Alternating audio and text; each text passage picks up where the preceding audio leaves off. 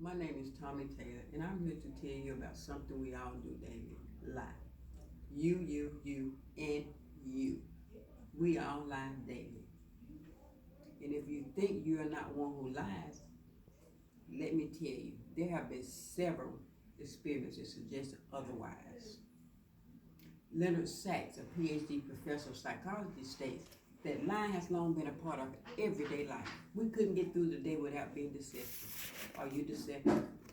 It could be a little white lie, big fat lie, or even a lie that we believe is the truth. So I will say it again.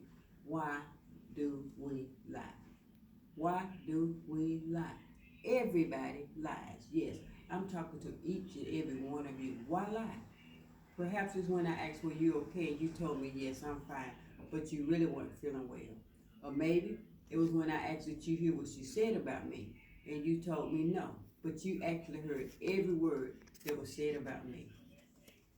Or maybe it was when you called in sick, but you were feeling just fine. How about the time the police stopped you for speeding, and you told the officer, I didn't know I was going that fast. Did you? Were you? Why lie? Dr. Rowe is a world-renowned psychologist and writer. She states we are frightened of being humiliated, being treated like an object, being rejected, losing control of things, and most of all, we are frightened of uncertainty. Are you uncertain? Are you frightened? We often get our lives in before any of these things can happen. Do you? Joseph Schran, MD, is an instructor at Harvard Medical. He states that there are two lies we tell. Yes, two lies we tell. One is a white lie, which is what we make up to maintain our social status. We lie to preserve an image of ourselves. The second lie, yes, second, is strategy lies, which is when one person or a group of people try to deceive another person or group of people for personal gain. So which lie are you telling?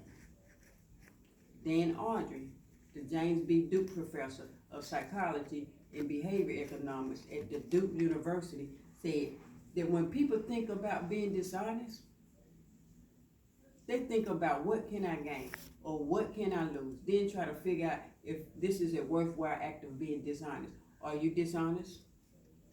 Ever thought about what you can lose, what you can gain? Robert Friedman, psychologist at the University of Massachusetts, said it's tied in with self-esteem. He also states that as soon as people feel that their self-esteem is threatened, they immediately begin to lie at a higher level. What level do you lie at? He also believes that men lie more than women. Yes, men, but they lie to make themselves look better. And women will more likely lie to make others feel better. How many people have you told a lie to? For instance, have you ever told someone you liked their hair, shoes, or something they were wearing, but you were just being nice? A lie, a lie, a lie, a lie. On the other hand, some people lie because it's not a lie to them. For example, you tell us something that was told to you that happened years ago, and your memory is unreliable, so it's still a lie. Not a deliberate lie, but yes, it's an unreliable lie. Have you ever told one of those? Then there are people that want their lie to be true, so they tell the lie instead of the truth. You also have people that lie to get ahead in their career. Bet we all know one of those. And if you don't, I do. Bella DiPaolo, psychology at University of Virginia, did a study of 147 people between the ages of 18 and 71. They were asked to keep a diary of all their falsehoods they told within a week. She found that most of them lied once or twice a day.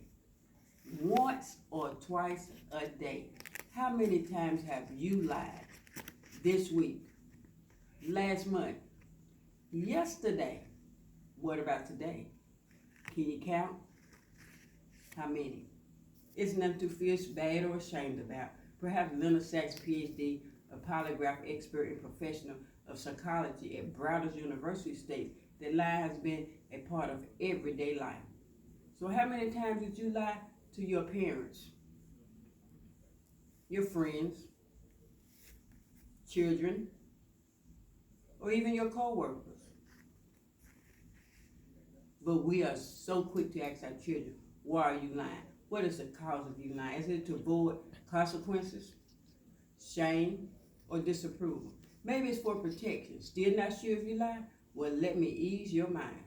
Lying is very common in adults just as it is for children. Our children lie to avoid being punished, to protect another person, or to avoid embarrassment.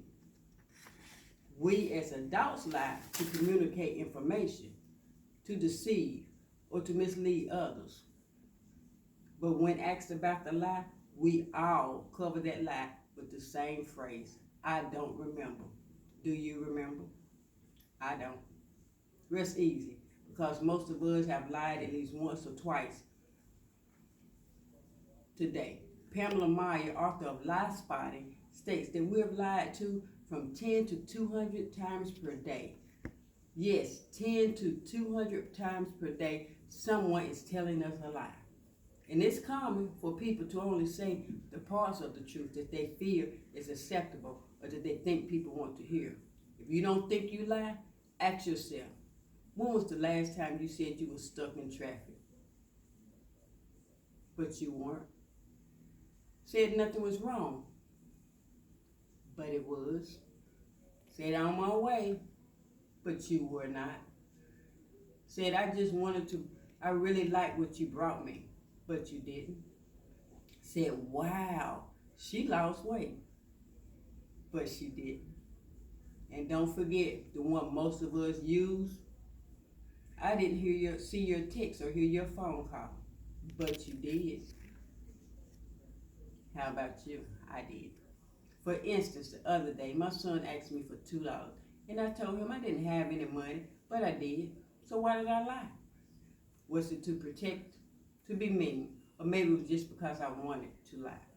And I just told all of you a lie too, because my name is not Tommy Taylor. It's Tammy Dragon. So I ask all of you, why do we lie? Why do we lie? Once again, why do we lie?